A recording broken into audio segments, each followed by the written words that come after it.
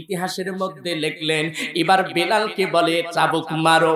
আহারে চাবুক মারায় বেলাল তখন এরম ভাবে আক্কা সুন্দর করে আহ শব্দ করে এরম ভাবে চিৎকার করবি, মা বলে চিৎকার মারে। অনেক মানুষকে যদি আঘাত করা যায় মা বলে এরম ভাবে আওয়াজ করে, বাবা বলে আওয়াজ করে, কিন্তু বেলাল বাবা মা বলে আওয়াজ করে না। যখন বাড়ি লাগায় ওই উমাইয়া যখন সোটা লাগায় এরম ভাবে চাবুক লাগায় তখন বলে আহাদ আহাদ, এই শব্দগুলো বারবার করে বাড়তে লাগে। এই উমাইয়া ডাকতে বলে বেলাল তোমার শরীরে এত আঘাত করানো হয়, এবার তোমাকে চাবু মারা হয়, কিন্তু তুমি আহাদ নামটা বলো না। বেলাল ডাকতে বলে উমাইয়া আমার মনিবরে শুনে নাও শুনে নাও, আমার জীবন চলে যাবে, পান চলে যাবে, আমার পিঠের চামড়া এড়িয়ে যাবে, কিন্তু আমি আহাদ আহাদ নামটা বলবো না বলবো না। একবার জবান খুলে বলা যায় কি সুবহানাল্লাহ। সকল সাহাবীদের মধ্যে একজন জবরদস্ত একজন সাহাবী ছিলেন আল্লাহর নবী আখিরি জামানার পয়গম্বরের যতগুনা সাহাবী ছিলেন তার মধ্যে সবচেয়ে নয় লক্ষ কোটি কোটি কোটি গুণ আমার নবী আমার মায়ের নবীকে ভালোবেসেছিলেন। জোরে বলেন সুবহানাল্লাহ। ওয়ারাফা'না লাকা যিকরা, আল্লাহ নিজেই বলছেন আমার নবীর সম্মান ইজ্জত মান বলন্দ করে দিলাম আমি আল্লাহ। কে? আল্লাহ। কথা বলেন কে? আল্লাহ। আর একটু জবান খুলে বলেন কে? আল্লাহ। আল্লাহ যদি সম্মান মান বাড়িয়ে দেয় আমি আপনি কি টেনে হেসড়ে নিচে করতে পারবো? কমাইতে পারবো? পারবো না, সম্ভব না। আল্লাহ একজনকে মান দিতে পারে আবার কমাইতে পারে, এ সকল খেলা হলো কার? আল্লাহর। কেউ কখনো ভাবছিল না যে 24 ঘন্টার মধ্যে আর 4 ঘন্টার মধ্যে গদি ছেড়ে চলে যেতে হবে, এরপরে আমাকে আবার নিচে বসাইতে পারে, আবার নিচে থেকে এই গদিতে বসাইতে পারে। এ পাওয়ার আমার আল্লাহর আছে কিনা কথা বলেন? আছে। এর বিশ্বাস যদি না হন জ্বলন্ত প্রমাণ কিন্তু আপনারা নিজে চোখকে দেখছেন যে এই 45 মিনিটের মধ্যে যে গদি ছেড়ে চলে যাইতে হবে এ কখনো কিন্তু চিন্তা ভাবনা ছিল না। আল্লাহ এই জন্য কোরআনুল কারীমের ভিতরে নিজেই বলেছে ওয়াতু ইজ্জু মান তাশা ওয়াতু জিল্লু মান তাশা, আমার আল্লাহ বলে সম্মান দেওয়ার মালিক হলো আমি আল্লাহ, আবার কেড়ে নেওয়ার মালিকও আল্লাহ। বিশ্বাস হয় তো? অবশ্যই। আবার ইচ্ছা করলে ফিরেও তো দিতে পারে, এ ক্ষমতা আল্লাহর আছে কিনা কথা বলেন? আবার বলতে পারেন হুজুর খালি এক পাইলে কোন আর এক পাইলে তো কোন না। আবার আল্লাহ দিতে পারে, আর মধ্যে আসলে অনেক সময় তো আছে মুসরা যদি আসলে দাও কাশির ধরে আগুনে দিলে কিন্তু জং ছেড়ে, অবশ্যই কথা বলেন, জং টং ছেড়ে গেলে তো আসতে পারেই, এটা স্বাভাবিক, আমরা বুঝে নেই। তাহলে আল্লাহর নবী আখিরি জামানার পয়গম্বরকে একজন সাহাবী সবচেয়ে মন দিয়ে পান দিয়ে জীবন দিয়ে ভালোবেসেছিলেন, কিন্তু কোনাকে দেখেন নাই, না দেখিয়া সুন্দর করে কালেমা পড়ে মুসলমান হয়েছিলেন এবং এক আল্লাহর গোলামি করেছেন। আহাদ আহাদ, যার পূর্বে আমাকে এখানে আলোচনা হয়েছে কুল হুয়াল্লাহু আহাদ আল্লাহুস সামাদ লাম ইয়ালিদ ওয়া লাম ইউলাদ ওয়া লাম ইয়াকুল লাহু কুফুয়ান আহাদ। একবার জবান খুলে বলতে হবে মারহাবা। মারহাবা। এক আল্লাহর গোলামি করেছে, আহাদ আহাদ জিকির করেছে, অন্য কোনো জিকির করে নাই, আহাদ আহাদ জিকির করেছে। এর বলত্বটা কতটুকু সেই ইতিহাস আপনাদেরকে আমি শোনাইতে চাচ্ছি। হযরত বেলাল দামেস্কের বেলাল, এই বেলালটা হলো দামেস্কের বেলাল। চেহারাটা ভালো ছিল না, চ্যাপ্টা চেহারা, লাকটাও বড়, ঠোঁটটা হলো চ্যাপ্টা, পাগুলো হলো বড় বড় ওসার, এবং চেহারা একেবারেই বিচ্ছিরি দেখা যায়। লাকটা শুধু বড়ই না, আরো হলো আপনার বোসা। আচ্ছা বলেন তো চাকমাদেরকে দেখতে একটু বিচ্ছিরি লাগে না? কালোর তো কালো, কালো মানুষ তো অনেকে আছে, কিন্তু বিশেষ করে লাক যদি চ্যাপ্টা হয়, ঠোঁট যদি বড় হয়, মুখ যদি চ্যাপ্টা হয়, দেখতে কিন্তু একটা বিচ্ছিরির মতন হয়, ঠিক কিনা কথা বলেন? কিন্তু এত সুন্দর চেহারা ছিল অনেক সাহাবা ইকরামের নবীর কাছে জায়গা নিতে পারেন নাই। এবং শুধু তাই নয়, সকলের আগে আমার নবীর আগে কেউ জান্নাতে প্রবেশ করবে না, কিন্তু আমার নবীর আগে একজন জান্নাতে প্রবেশ করেছিলেন, তার নামটাও আমি বলে দেব। সুবহানাল্লাহ। সুবহানাল্লাহ। বন্ধুগণ আমার, বাজানরে আমার লক্ষ্য করেন, খেয়াল করেন, আমার মা বোনেরা, আর কোনো কথা হবে না। দামেস্কের বেলালের ঘটনা আমি আপনাদের তুলে ধরেছি।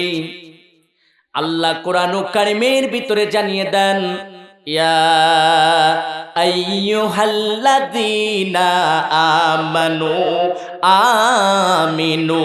আল্লাহু আকবার বলেন। ঈমান ঈমান ঈমান, কত বড় দৌলত ঈমান। আমার মা বোনেরা আর কোনো কথা হবে না, আমার বাজানরা কোনো কথা হবে না। যারা মন পান দিয়ে ওয়াজটা আপনি শ্রবণ করতেছেন, ধরে নেন আসলে দেখেন ঈমান নামের দৌলতটা কত বড় ছিল। ঈমান নামের দৌলতটা কত বড়, আসলে তার মায়া ছিল, কত দয়া ছিল। ঈমান নামের বস্তুটা কেমন ছিল? হযরত বিলাল, দামেস্কের বিলাল, অন্য কেউ না, দামেস্কের বিলাল। মুসলমান ভাইরা, তার পরিবার অত্যন্ত দরিদ্র ছিল, টাকা নাই, পয়সা নাই, বাড়ি নাই, গাড়ি নাই। মা জননী, বাবা জননী ডাকতে বললেন, বাবা, অভাবের কারণে আজ আমি তোমাকে বিক্রয় করে দিলাম। সুবহানাল্লাহ বলে। একজন সাহাবীকে বিক্রয় করা কতটুকু কষ্ট মা বাবার কেবলমাত্র তাদের অন্তরই জানে।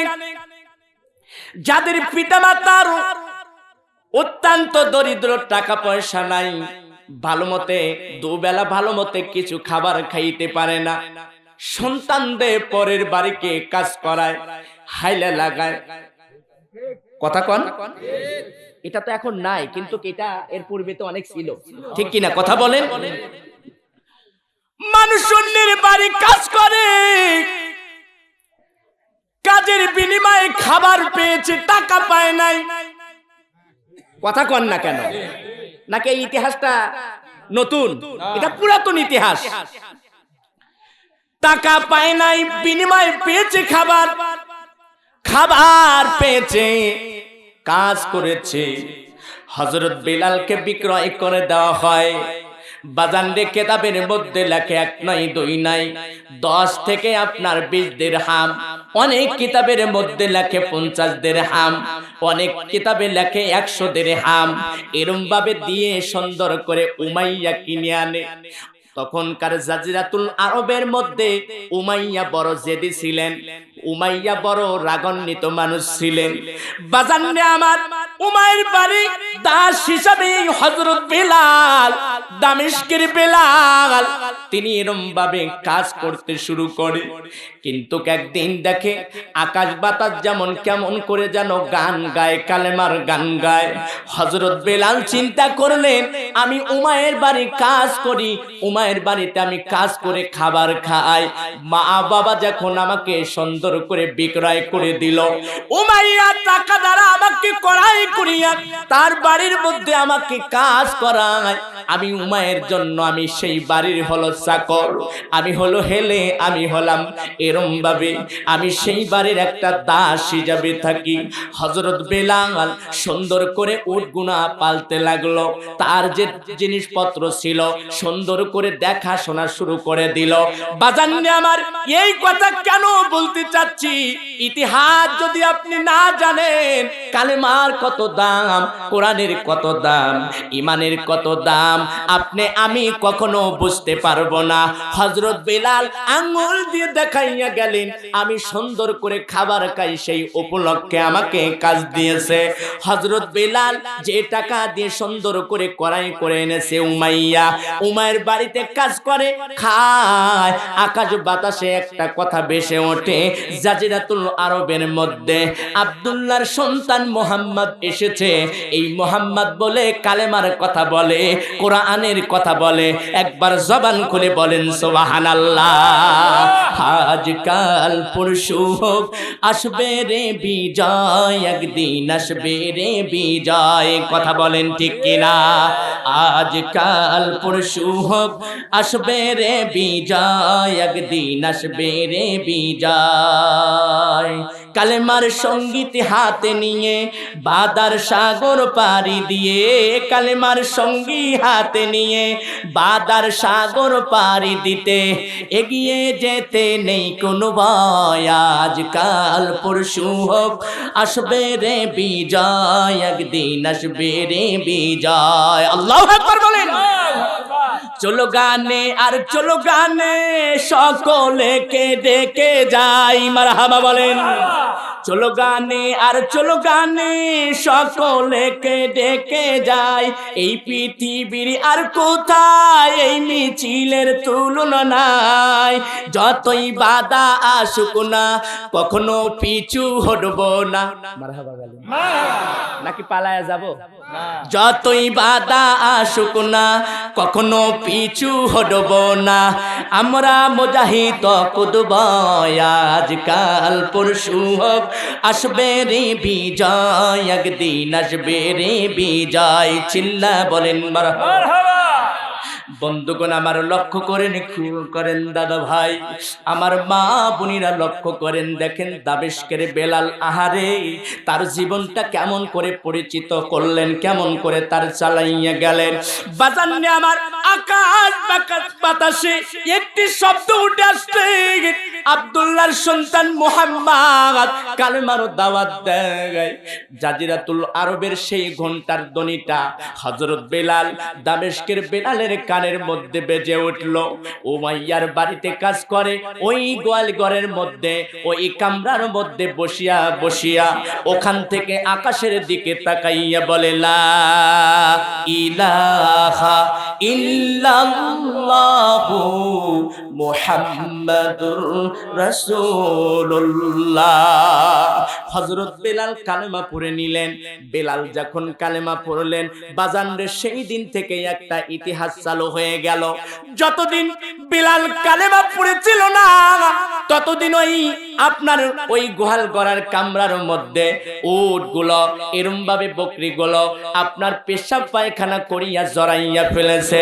কিন্তু যেদিন থেকে হযরত বেলাল কালেমা পড়েছে, এই কালেমার হাকিকত যখন বুঝেছে, এই কালেমার যখন অনুবাদটা বুঝেছে, সেই দিন থেকে উট আর ওই কামরার মধ্যে পেশাব পায়খানা করে না। একবার সিল্লা বলেন সুবহানাল্লাহ।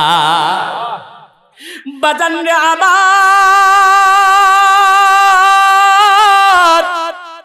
আমার সৈয়দপুর বাজানরা, চিল্লা ঠিক মতো বিষয়টা আপনারা বুঝবেন আমার বাজানরা।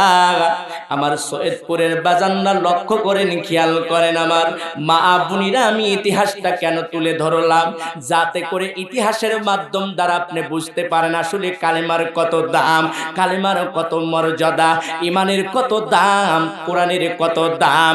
বাজানরা আমার বেলাল এই যখন ইতিহাসটা দেখলেন, উমাইয়া কামরার দিকে ফুকসি মারিয়া উকি মারিয়া দেখতে পাইলেন, আহারে প্রতিদিন গোয়াল ঘরটা কামরাটা বিচ্ছিরি হইয়া থাকে, কিন্তু আজকে এত সুন্দর কেন হইল, কারণটা কি? আহারে ইতিহাসটা লম্বা চওড়া, আমি সংক্ষিপ্ত করে দেব। বাজানে আমার এবার উমাইয়া সুন্দর করে উকি মারলেন এবং গোয়েন্দা সাজলেন, দেখি আসলে দামেস্কের বেলাল কোন কাজের মধ্যে থাকে, কোন কাজটা করে, যে আমার ইতিহাসটা জানতে হবে। এবার রাত যখন গভীর হইয়া যায়, সকলেই ঘুমায়, কিন্তু বেলাল ঘুমায় না।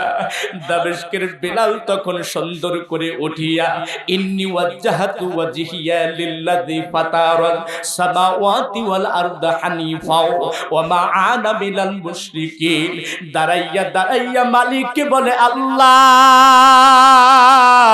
আমি মুশরিক নয়, মুশরিকদের দলবদ্ধ নয়, আমি কালেমা পড়েছি, অন্ধ বিশ্বাস করে ফেলেছি, আমি গায়েবের মালিককে বিশ্বাস করে ফেলেছি।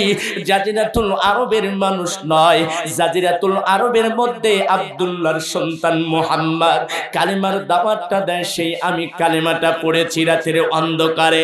আমি বেলাল আহাদ আহাদ বলে জিকির করতে লাগি, আমি আহাদ আহাদ বলে জিকির করতে লাগি। এমন পর্যায়ে ঘরের মধ্যে দেখা যায় ভাই, অন্ধকারের মধ্যে একটা আলো আসিয়া ঘরটা ময় বানাইয়া দেয়। জোরে বলেন সুবহানাল্লাহ। হযরত বেলাল চিন্তা করলেন, আহারে কোন আল্লাহ কোন মাওলা এরম ভাবে আমার ঘরের মধ্যে আলোকময় দিয়ে দিল। আকাশের দিকে তাকাইয়া দেখে জ্যোৎস্না বুড়িয়ে গেছে, চন্দ্র সূর্যটার আলোটা আমার ঘরের মধ্যে এসেছে। আমি জায়নামাজটা পানিয়ে দিলাম, হযরত বেলাল সুন্দর করে কান্না শুরু করে দিল। কিতাবের মধ্যে লেখে, আহারে জান্নাত জায়নামাজটার যখন মাঝে মাঝে দেখতে পাইলেন ভেজা ভেজা একটা আকৃতি, হযরত বেলাল কান্নাকাটি করে বিজার আকৃতি বানাইয়া ফেলেছে। হযরত বেলাল আকাশের দিকে তাকাইয়া আল্লাহকে ডাকতে বলে, মালিক আমি এক আল্লাহর গোলামি করব। কুল হুয়াল্লাহু আহাদ, তুমি আল্লাহ এক, তোমার কোনো শরীক নাই, তোমার কোনো বন্ধু নাই। আমি স্বীকার করেছি আমি উমাইর ঘরের মধ্যে আমি আল্লাহকে তোমাকে ডাকি, আমি মাওলা তোমাকে ডাকি। ওই মদিনাওয়ালা কামলিওয়ালার যদি দৃশ্যটা না পাই, যদি আমি তার দর্শনটা না পাই, আমার জীবনটাই বৃথায় হয়ে যাবে। সকালবেলা উমাইয়া কামরার মধ্যে ফুঁকছি দিয়ে দেখলেন আলোটা সকালবেলা থেকে যে নূরটা ঝলকাতে ছিল, চন্দ্র সূর্যের আলোটা কামরার মধ্যে ঢুকেছিল। সকালবেলা উমাইয়া আসে দেখে, আহারে এত সুন্দর কেন নূরের মতন ঝলঝল করতেছে, কিন্তু ওটার দুম্বা গুনাহ কোনো ময়লা করেন নাই, কোনো পেশাবও করেন নাই, কোনো কিছুই করে নাই। হযরত বিলাল সারা রাত পর আল্লাহ পাকের জিকির করে, আল্লাহ পাকে ডাক দেয়, মাওলাকে ডাক দেয়, আমার আল্লাহকে খুশি করার জন্য জীবন যৌবন উৎসর্গ করে দেয়। চিল্লায়া বলেন মারহাবা। বন্ধুগণ আমার লক্ষ্য করেন বাজানরা, এবার যখন সুন্দর করে উমাইয়া ঘটনাটা জানতে পারলেন, রাতের অন্ধকারে উকি মেরে দেখলেন, আহারে কোন আহাদ আহাদ বলে, এ আবার কোন গোলামের নামটা বলে। কারণ জাজিরাতুল আরবে তখন একজন বলে আনা রব্বুকুম আলা, আমি খোদা, আমি খোদা। আবু জাহেলের নেতৃত্ব চলে। বাজানরা আমার এই ইতিহাসটা লম্বা চওড়া। এবার যখন এই উমাইয়া জানতে পারলো বেলাল তো এখন শুধু আহাদ আহাদ বলে, বেলালকে ডাক দেওয়া হলো, বেলাল রে তুমি আমার বাড়িতে খাও, আমার বাড়ি পড়ো, আমি তোমাকে এরম ভাবে খাদ্য দেই, টাকা দেই, পয়সা দেই, আমি তোমার সুন্দর করে আমার তোমার খোঁজ খবরটা লাগাই। কিন্তু বেলাল তুমি কোন আহাদ আহাদ নামটা বলো, কোন আল্লাহর গোলামি করো। বেলাল ডাক দিয়ে বলে, আপনার মালিক আমার মালিক, আসমানের মালিক, জমিনের মালিক, ওই আল্লাহর আমি আহাদ আহাদ জিকির করি, ওই আল্লাহর কালেমা পড়েছি, মাওলার কালেমা পড়েছি। জাজিরাতুল আরবে একটা নবী এসেছে, পাগল নবী, আব্দুল্লাহর সন্তান মুহাম্মদ, আমি ওই মুহাম্মাদের কালেমা পড়ে মুসলমান হয়ে গেছি। একবার চিল্লায়া বলেন সুবহানাল্লাহ। বাজানরে আমার উমাইয়া যখন এই ইতিহাসটা লম্বা চওড়া, উমাইয়া যখন জানতে পারলো তখন বলে, বেলাল এবার এক নাম্বার হুঁশিয়ার সাবধান জানাইতেছি, তুমি আহাদ আহাদ বন্ধ করো, ওই আব্দুল্লাহর সন্তান মুহাম্মাদের কালেমাটা ছেড়ে দাও, কালেমাটা ছেড়ে দাও। হযরত বেলাল ডাকদা বলতেছে, উমাইয়া আমার বাদশা, আমার মনিব, আমার জীবন চলে যাবে, প্রাণ চলে যাবে, আমার দেহের তাজা রক্ত ছেলে দেব, কিন্তু কবি ওই আল্লাহ আমার মাওলা, আমার সেজনকারী সৃষ্টিকারী দিয়ে আমি বলতে পারবো না, পারবো না। একবার জবান খুলে বলেন সুবহানাল্লাহ। উমাইয়া সারে না, আহারে বলে, তুমি যদি না সারো কালেমাটা, তাহলে এই দেখো চাবুকগুলো আমি রেডি করেছি। উমাইয়া মানুষদেরকে নিয়ে এসে ডাক দিয়ে বলতেছে, এই বেলালকে পিটাও, বেলালকে পিটাও। রাতের অন্ধকারে আহাদ আহাদ বলে, রাতের অন্ধকারে আল্লাহকে ডাকে। এমনও দুনিয়াতে মানুষ আছে আমার মাওলাকে ডাকে, আমার আল্লাহকে ডাকে, আছে কিনা বাজান কথা বলেন। এবার রাতের অন্ধকারে এবার বেলালকে ডাক দেওয়া হয় যে এখন তোমার হলো ওয়ার্নিং, 2 নাম্বার ওয়ার্নিং, তুমি যদি কালেমা না ছেড়ে দাও, আহাদ আহাদ বন্ধ যদি না করো, আমি উমাইয়া দেখো কত মানুষগুলো সেট করে রেখেছি, তোমার উপরে নির্যাতন করা হবে, তোমার উপরে নিপীড়ন করা হবে, তোমাকে এরম ভাবে মার দেওয়া হবে, তোমার উপরে গজব দেওয়া হবে। বাজান রে আবার বেলাল ডাকতে বলে, উমাইয়া শোনো শোনো শোনো, আমার প্রত্যেক লোমের সাথে আমি যে নবীর কালেমাটা পড়েছি, আমি যে কালেমাটা পড়েছি আমার প্রত্যেক পশমের গোড়ায় গোড়ায় গোড়ায় গোড়ায় ওই নবীর কালেমা জপতেছে সিল্লা বলেন সুবহানাল্লাহ। বাজান রে আমার হযরত বেলাল এই ইতিহাসটা যখন বলতে যাই গো বাজান, তখন মানুষের মানসতা মনটা অন্যরকম হইয়া যায়। মানুষ সহ্য করতে পারে না, আমার মা বোনেরাও সহ্য করতে পারে না। বেলালের মতন মানুষ কালেমা পড়ে জীবন দেওয়ার জন্য প্রস্তুতি হয়, কোরআনের জন্য জীবন দেওয়ার জন্য প্রস্তুতি হয়, আব্দুল্লাহ সন্তান মুহাম্মাদের জন্য জীবন দেওয়ার জন্য প্রস্তুতি হয়। একটাই মাত্র সাহাবী, হযরত বেলালের মতন কোন সাহাবী হতে পারে না, পারে না। একবার সিল্লা বলেন সুবহানাল্লাহ। বাজানরে ইতিহাসের মধ্যে লিখলেন এবার বেলালকে বলে চাবুক মারো। আহারে চাবুক মারায় বেলাল তখন এরম ভাবে আক্কা সুন্দর করে আহ শব্দ করে এরম ভাবে চিৎকার করবি, মা বলে চিৎকার মারে। অনেক মানুষকে যদি আঘাত করা যায় মা বলে এরম ভাবে আওয়াজ করে, বাবা বলে আওয়াজ করে, কিন্তু বেলাল বাবা মা বলে আওয়াজ করে না। যখন বাড়ি লাগায় ওই উমাইয়া যখন ছোটা লাগায় এরম ভাবে চাবুক লাগায় তখন বলে আহাদ আহাদ, এই শব্দগুলো বারবার করে বাড়তে লাগে। এই উমাইয়া ডাকতে বলে বেলাল তোমার শরীরে এত আঘাত করানো হয়, এবার তোমাকে চাবু মারা হয়, কিন্তু তুমি আহাদ নামটা বলো না। বেলাল ডাকতে বলে উমাইয়া আমার মনিবরে শুনে নাও, শুনে নাও, আমার জীবন চলে যাবে, পান চলে যাবে, আমার পিঠের চামড়া এড়িয়ে যাবে, কিন্তু আমি আহাদ আহাদ নামটা বলবো না, বলবো না। একবার জবান খুলে বলা যায় কি সুবহানাল্লাহ। বাজান রে আমার ইতিহাসের মধ্যে লিখলেন এরম ভাবে চাবুক মারা হয়। এরপরে যখন কিতাবের মধ্যে আবার লিখলেন আহারে উত্তপ্ত বালুর মধ্যে শোয়ানো হয়। বেলাল সহ্য করতে পারে না, মাঝে মাঝে বেহুশ হইয়া যায়। হযরত বেলাল মাঝে মাঝে বেহুশ হইয়া যায়, পাগলের মতন হইয়া যায়। উমাইয়া ডাকদা বলে বেলাল রে এখনো সময় আছে, এখনো সময় আছে, তুমি কালেমাটা ছেড়ে দাও, কিন্তু না না ছাড়ে না। এক পর্যায়ে আবারও বলে আমি যে কালেমাটা পড়েছি, আমি যে দিনটা কবুল করেছি, ওই আল্লাহকে রব হিসাবে আমি কবুল করেছি, দিনী নবী মুহাম্মদ সাল্লাল্লাহু আলাইহি সাল্লামকে মেনেছি, আমি ছাড়বো না, ছাড়বো না। আমি বিলালের জীবন বাহির হয়ে গেলেও আমি ওই নবীর কালেমা বলতে পারবো না, পারবো না, পারবো না। একবার জবান খুলে বলা যায় কি মারহাবা। আমার এবার যখন উত্তপ্ত বালুর মধ্যে শোয়াইয়া দেওয়া হলো, বেলাল বেহুশ হইয়া যায়, সারা শরীরটা ফোঁসায় উঠে গেছে। উত্তপ্ত বালুর মধ্যে যখন নিয়ে যায় চামড়া গুনার মধ্যে ঠোস লেগে গেছে, এরম ভাবে ফোঁসা উঠে গেছে। ফোঁসার উপরে আবার উমাইয়া এরম ভাবে অর্ডার করে চাবুক লাগানো হয়। এরপর আহাদ নামটা বলেন না, যে আল্লাহ পাকের একত্ববাদের কথা বলেন না, এ বাজান না, একত্ববাদের যখন কথাটা বললেন না তখন ডাকতে বললেন উমাইয়া অর্ডার করে এ আমার কওমের লোকগুলা হাতের মধ্যে পেরাক লাগাও, পায়ের মধ্যে পেরাক লাগাও। এরপরে যে আহাদ আহাদ শব্দটা করে জিবার মধ্যে পেরাকটা লাগাও, পেরাকটা লাগাও। এবার হযরত বেলাল যখন আঘাত দিয়ে দিলেন, পেরাকটা যখন হাতের মধ্যে লাগাইয়া দিলেন, বেলাল আকাশের দিকে তাকাইয়া আহাদ আহাদ বলতে লাগলেন। এরপরে আবার যখন বাম হাতের মধ্যে পেরাকটা লাগায় তাও বলে আহাদ আহাদ নামটা বলে।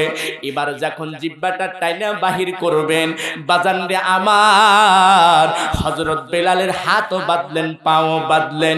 এবার শোয়াইয়া জিহ্বাটা বাহির করিয়া আহারে ওই যে আপনার খেজুর গাছের যে কাঁটাগুলো রয়ে গেছে রে বাজান, কিতাবের মধ্যে প্রমাণ করে সুন্দর করে ওই খেজুর গাছের কাঁটাটা জিহ্বার মধ্যে লাগানো হয়। হযরত বেলাল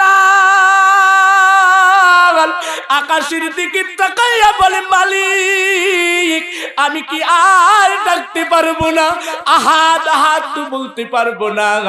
জালিম গুলো আমার জিবা বন্ধ করে দিয়েছে, জালিম গুলো আমার জিবা বন্ধ করে দিয়েছে, আমার হাত বন্ধ করে দিয়েছে, পা বন্ধ করেছে।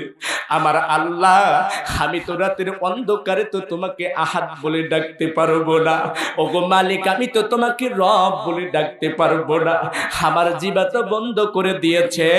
আল্লাহ রব্বুল আলামিন বলে বিলাল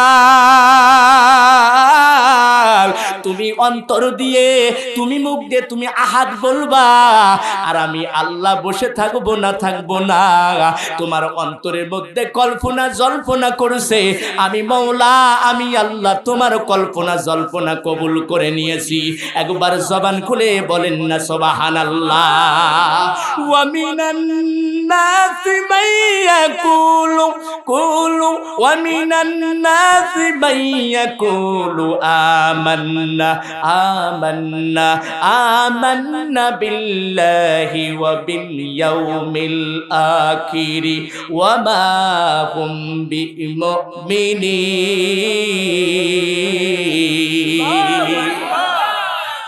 আর তার দিনের মধ্যে একটি কল্পনা শুরু হইয়া যায়, রাতের অন্ধকারে আমি কেমন করে মাওলাকে ডাকবো। বাজানে আমার হযরত বিলালের ইতিহাসটা আবু বকর দেখে পারলে না। হারি বিলালকে এরম ভাবে হাত বাঁধা পাও বাঁধা, আহারে জীবের মধ্যে এরম ভাবে প্যারাক লাগাইছে, এরপরে হাতের মধ্যে প্যারাক লাগাইছে, পায়ের মধ্যে প্যারাক লাগাইছে। হযরত আবু বকর সহ্য করতে পারলেন না ইতিহাসটা শুনিয়া। আবু বকর নবীর কাছে যাইয়া বলি ইয়া রাসূলুল্লাহ ইয়া হাবিবাল্লাহ, হুজুর গো আমি দেখতে পাই না দামেস্কের বেলালকে এরকম ভাবে উমাইয়া কত কষ্ট দিচ্ছে, উত্তপ্ত বালুর মধ্যে শোয়াইয়া কিতাবের মধ্যে লেখে ঘোড়ার পার সঙ্গে লাগাইয়া টানা হেসরা করতেছে। আহারে ইতিহাসটা যখন দেখলেন আবু বকর ডাক দে বলে ইয়া রাসূলুল্লাহ আমার ইতিহাসটা দেখিয়া সহ্য হয় না, নবী গো আপনি অর্ডার দেন না, আমি টাকা দ্বারা বেলালকে করাই করতে চাই। আমার মায়ার নবী দয়ার নবী ওয়া মা আরসালনাকা ইল্লা রাহমাতাল লিল আলামিন। আহার ইতিহাসটা যখন এইভাবে বললেন, আল্লাহর নবী আখিরি জামানার পয়গম্বর মদিনাওয়ালা কামলিওয়ালা, যার নামটা আসমানে রেখেছিলেন আহ্বাব, জমিনের মানুষগুলো চিনবে মুহাম্মদ বলে, এই নবী অর্ডার করে দিলেন আবু বকর রে বেলালকে করাই করে নিয়ে আসো, আমার বেলালকে করাই করে নিয়ে আসো। উমায়ের কাছ থেকে কিতাবের মধ্যে লেখে উমায়ের কাছ থেকে 100 দিরহাম দ্বারা অথবা 200 দিরহাম দ্বারা করাই করে যখন বেলালকে নিয়ে আসলেন, আবু বকর ডাক দিয়ে বলে বেলাল ভাই তোমার চোখগুলো লাল হইয়া গেছে কবুতরের মতো, ও বেলাল ভাই তোমার হাতে তুমি হয়তো কষ্ট পাইতেছো, ব্যথা পাইতেছো।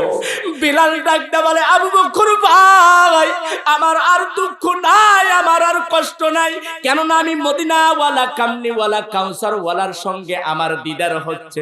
মারহাবা মারহাবা। আরে দিদার যখন হবে মাওলা আর আল্লাহ, তখন তো ভালোবাসাটা শুরু হইয়া গেল। এবার আবু বকর ডাক দিয়ে বলতেছে ভাই বিলাল তোমার মনে হয় কষ্ট লাগতেছে, দুঃখ লাগে? বলে হ্যাঁ দুঃখ লাগে, কষ্ট লাগে, আমাকে উমাইয়া অনেক মেরেছে, অনেক মেরেছে, উমাইয়া আমাকে অনেক নির্যাতন করেছে, নিপীড়ন করেছে। আহাদ আহাদ আল্লাহ আল্লাহ বলার কারণে, নবীর কালেমা পড়ার কারণে একবার চিল্লায়া বলেন মারহাবা। কি প্রেম, কি ভালোবাসা, কি মোহাব্বতের কারণে রওনা হয়ে গেল নবীর কাছে। যখন বেলাল লাব্বাইকা ইয়া রাসূলুল্লাহ ইয়া হাবিবাল্লাহ, হুজুর আমি বেলাল হাজির আপনার কদমে। নবী আমার ডাক দিয়ে বলে বেলাল রে তোমার চেহারা তো মলিন হইয়া গেছে বেলাল। নবীও কান্দে, বেলালও কান্দে, নবীও কান্দে, বেলালও কান্দে, দুটি চোখের পানি ঝরঝর করে ছাড়াইয়া দেয়। বেলাল ডাক দিয়ে বলে ইয়া রাসূলুল্লাহ আপনি কান্না করতেছেন, আমার তো মনে হয় আমার জীবন চলে যদি যাইতো কালেমার জন্য, আমার পান যদি চলে যাইতো কালেমার জন্য, আমার কোনো দুঃখ নাই, দুঃখ নাই, কষ্ট নাই গো ইয়া রাসূলুল্লাহ। বলে বেলাল রে, আমি এই জন্য আমি কান্নাকাটি করতেছি না, বেলাল রে আমি তোমাকে নিয়ে এসেছি, আমার আল্লাহ আমার মাওলা ঘোষণা করে দিয়েছে বেলাল উঠবে এবার মিনারায় আজান দিয়ে দিবে।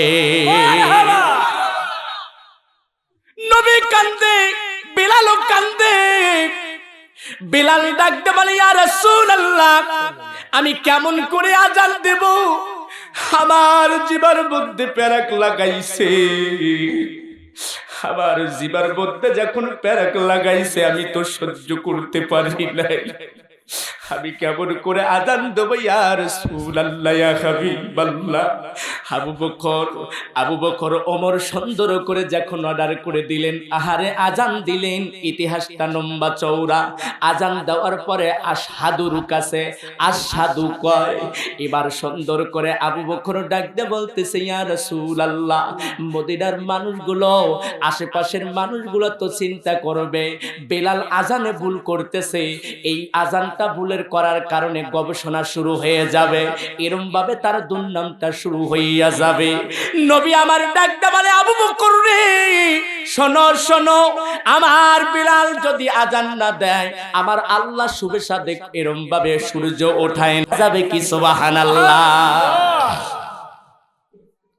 বাজান রে আমার, এবার এই কথা যখন আবু বকর জানায়, সুন্দর করে নবী আমার মদিনাওয়ালা কামলিওয়ালার সুন্নত তরিকায় আপনার আমার চলতে হবে, কথা বলেন ঠিক কিনা?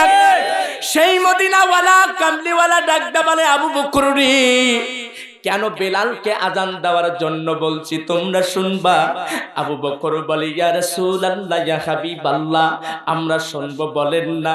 বলে আমি যখন মেরাজে গিয়েছিলাম আমার আল্লাহ 50 ওয়াক্ত নামাজ দিয়েছিল, 50 ওয়াক্ত নামাজ দিয়েছিল রে আবু বকর, কমাইতে কমাইতে আমার মাওলা 5 ওয়াক্ত নামাজ দিয়েছে। আর যারা 5 ওয়াক্ত নামাজ পড়বে, ইন্নাস সলাতি ওয়া নুসুকি ওয়া মাহইয়াই ওয়া মামাতি লিল্লাহি রাব্বিল আলামিন, যারা 5 ওয়াক্ত নামাজ পড়বে রে তাদের জন্য 50 ওয়াক্তের সওয়াব আমার মালিক আমার আল্লাহ দেওয়ার জন্য বাজেট করে দিয়েছে। বাজান রে আমার, এবার ডাকতে বলে আবু বকর রে, শোনো শোনো, আমি বিলালকে এমনি আজান দেওয়ার জন্য বলি নাই, এই আজান দেওয়ার কথা তো আমি বলি নাই, আমি মদিনাওয়ালা কামলিওয়ালা কাউসারওয়ালা বলি নাই। ওই জমিনের মালিক, আসমানের মালিক, তোমার মালিক, আমার মালিক, ওই আল্লাহর অর্ডার, ওই মাওলার অর্ডার, বেলাল আজান দিবে, বেলাল আজান দিবে। আবু বকর রে শোনো শোনো, আমি যখন মিরাজে গিয়েছিলাম আমাকে আল্লাহ পাক জান্নাত দেখাইলো, জাহান্নাম দেখাইলো, সকল নবীর আমি ইমামতি করেছিলাম রে আবু বকর। আমি ইমামতি করিয়া যখন মিরাজে রওনা হয়ে গেলাম, আমার আল্লাহ জান্নাত দেখাইলো, জাহান্নাম দেখাইলো, ফুলসরাত দেখাইলো, হাসর দেখাইলো, মিজান দেখাইলো। কিন্তু আমি জান্নাতের মধ্যে যে দেখি একটা পায়ের আওয়াজ পাওয়া যায়, এরকম ভাবে খটর খটর করে এরকম ভাবে শব্দ হইতেছে, শব্দ হইতেছে। আমি আল্লাহকে ডাকতে বললাম, মালিক আমার আল্লাহ, আমাকে এত গুণা কিছু তুমি দেখাইলা গো মাওলা, কিন্তু একটা পায়ের সাউন্ড পাওয়া যায়, পায়ের সাউন্ড পাওয়া যায়, এই পাওটা কার, এই পাওটা কার, এই পাওটা কার? এবার মাওলা ডাকতে বলে, হাবিব আমার বন্ধু, এটা সাধারণ মানুষের পাওনা, সাধারণ মানুষের পাওনা, এটা হলো দামেস্কের বেলাল, হযরত বেলাল রাদিয়াল্লাহু তাআলা আনহুর পাও। জবান খুলে বলেন সুবহানাল্লাহ। আরে এই পায়ের আওয়াজটা পাইয়া রে মুসলমান ভাইরা, পায়ের আওয়াজটা পাইয়া এবার আবু বকরকে ডাকতে বলে, বেলালকে জিগাও, বেলালকে জিগাও, কোন আমলের কারণে সে জান্নাতে তার পাওটা এরকম ভাবে প্রতিধ্বনিটা হইতেছে।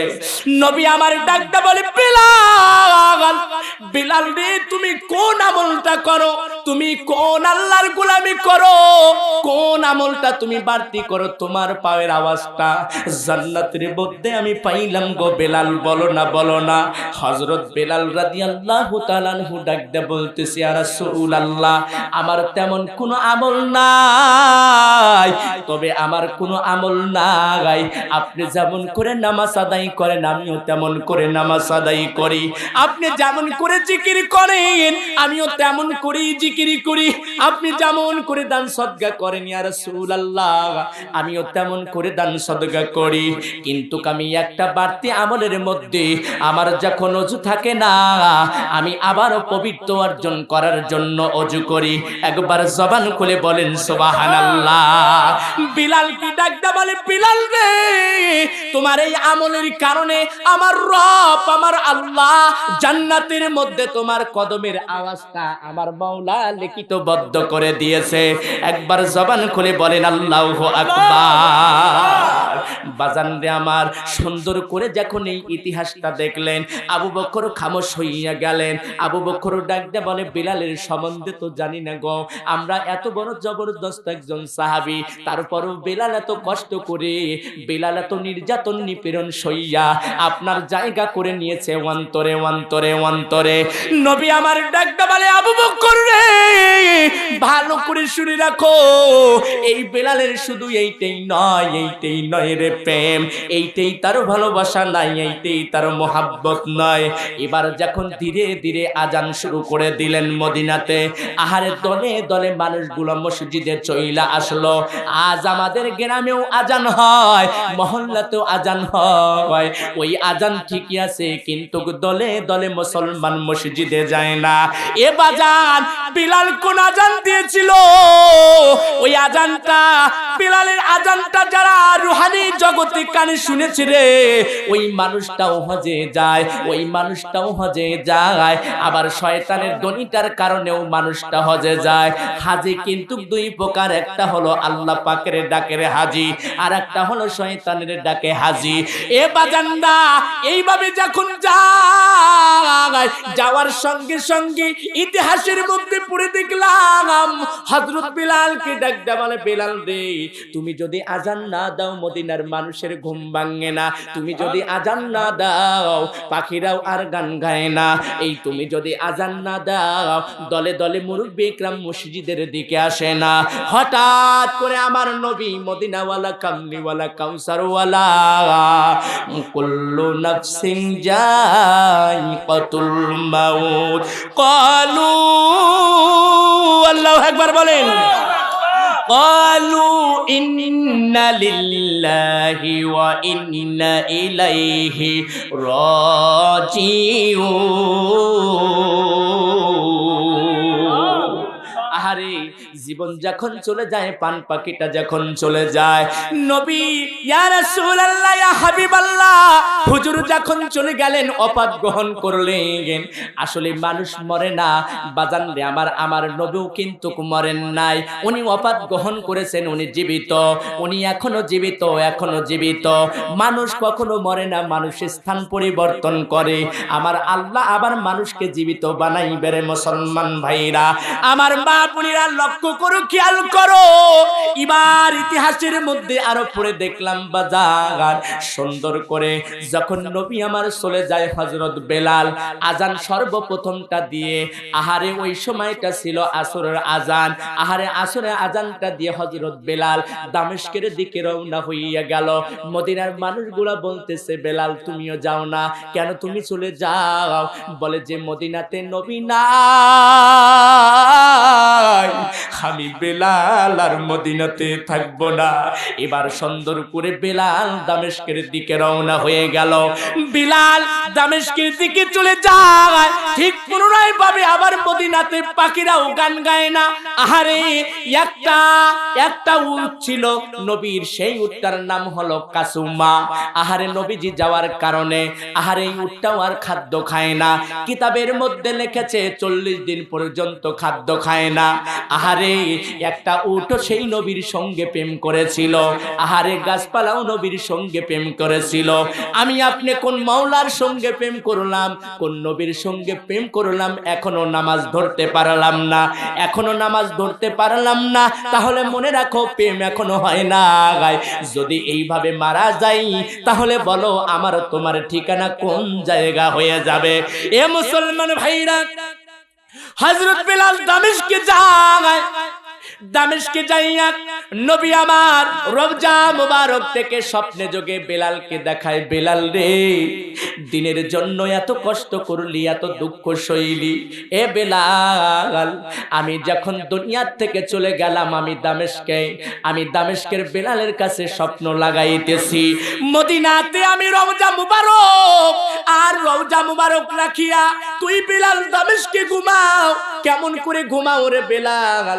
এই কি তোর ভালোবাসা, এই কি তোর মোহাব্বত বেলাল রে, এই কি তোর প্রেম, এই কি তোর ভালোবাসা বেলাল? তোর কি মায়া লাগে না, দয়া লাগে না? আমি নবী মদিনাতে ঘুমাই আর তুমি দামেস্কে ঘুমাও, তা হতে পারে না। আয় রে বেলাল আয়, আমার মদিনাতে আয়, আমার মদিনাতে আয়, আমার রওজা মুবারকে আয়। বিলালের স্বপ্ন ভেঙে যায়।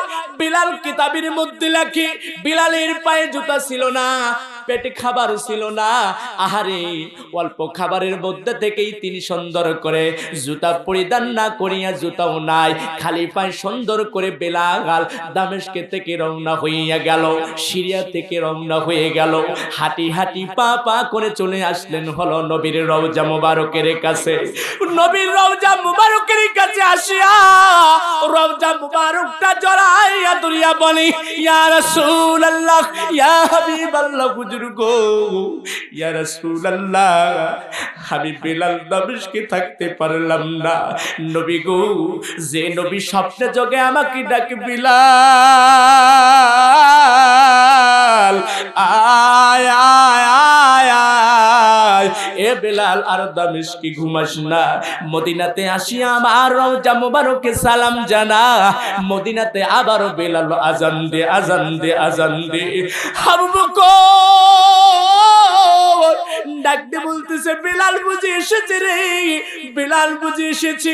আবার পাখি গুনা গান গায়, আবারও পাতাগুলো সেরম করে নাড়া দেয়, গাছপালা গুলো এরম ভাবে কেমন যেন ঝরঝর করে একটা শব্দ হয়। মা বোনেরা মদিনার দিকে লক্ষ্য করে দেয়, বলে নিশ্চয় নিশ্চয় কামলিওয়ালা মদিনাওয়ালা এসেছে বুঝি, এই জন্য বেলাল ফিরে এসেছে দামেস্কের থেকে। এ মুসলমান ভাইরা, হযরত আবু বকর রাদিয়াল্লাহু তাআলা আনহু ডাকতে বলতেছে, বেলাল রে আজান দাও, তুমি আজান না দিলে মদিনার মানুষগুলো এরম ভাবে কেমন করে নামাজ ছেড়ে দিল। মদিনার মানুষগুলো চিন্তার মধ্যে পড়ে গেছে, মদিনার মানুষগুলো খুশির আনন্দ হারিয়ে ফেলেছে। বেলাল আজান দাও, আজান দাও। হযরত বেলাল ডাকতে বলে, বেলাল রে তুমি দামেস্কে চলে গেলা, তাহলে কেন আবার তুমি আসলা? বলে, আবু বকর ভাই, তোমরা মদিনাতে থাকতে পারো নবীর রওজা দেখে, কিন্তু আমি বেলাল নবীর রওজা দেখে আমি সহ্য করতে পারি না, পারি না, পারি না। একবার জবান খুলে বলেন সুবহানাল্লাহ। এটা হলো ভালোবাসা। বাজারে কিছু হাজিরা যখন হজ করতে যায়, নবীর রওজা মুবারক দেখার সঙ্গে সঙ্গে বেহুশ হইয়া পড়ে যায়। কথা বলেন ঠিক কিনা? অনেক হাজি গুনা বেহুশ হইয়া পড়ে যায়, বলে টাকা নাই, পয়সা নাই, অনেক কষ্টের মধ্যে এসেছি, নবী গো আপনার কাছে দাঁড়াইয়া সালাম জানাই।